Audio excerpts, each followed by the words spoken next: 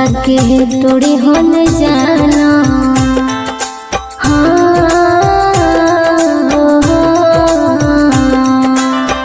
दिलवा के तोड़ी हो न जाना, पगली के दिल हो ना जाना रे।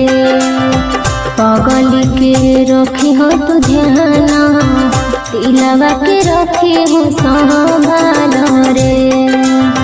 पगली के रखी हो तू ध्याना, दिलवा के रखी हो संभाल रे। दिल हको तोर दीवाना,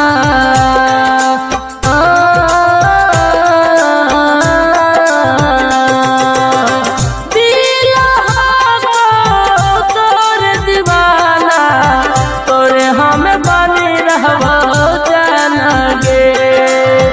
पगल गे रखी हो अपन ध्याना, तोरे में बसो पाराना गे। पगल गे रखी हो अपन ध्याना, तोरे में बसो पाराना गे।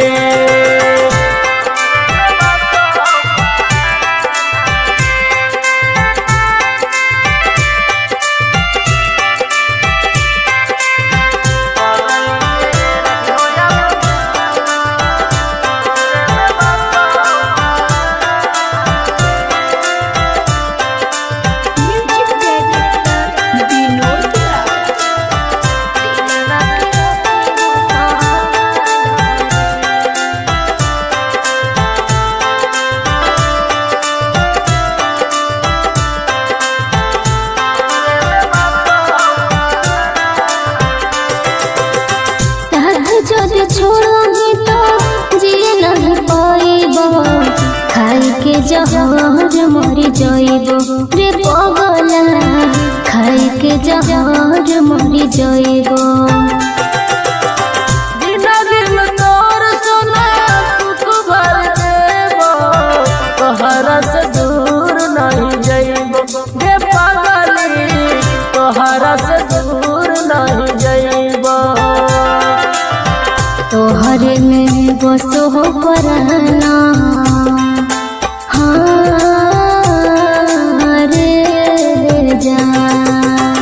तोहरे में बसो हो पराना, दोसर के ना बनो जाना रे। पगली के रखी हो तू ध्याना, दिलवा के रखी हो संभाल रे।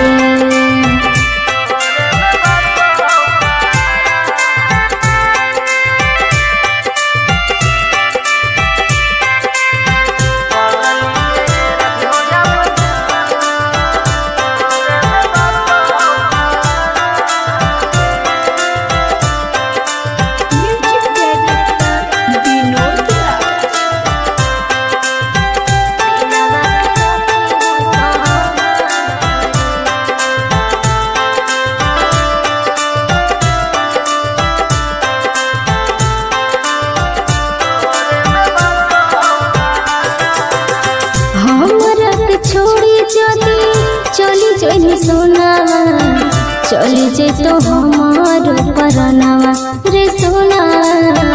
चली जाई तो हमार परनावा। तोही हमर जान रखी, तोही परान रखी, तोरा से बिरान कैसे रहब रे पगली। तोरा बिना जान चली जाइता। दीपल के मनली हो बात, रे जान। दीपल के मनली हो बात, कमल से बदर दीदी हो साथ रे। पगल के रखी हो तू ध्याना, दिलवा के रखी हो संभाल रे। presented by Colors Recording Studio, Chewala।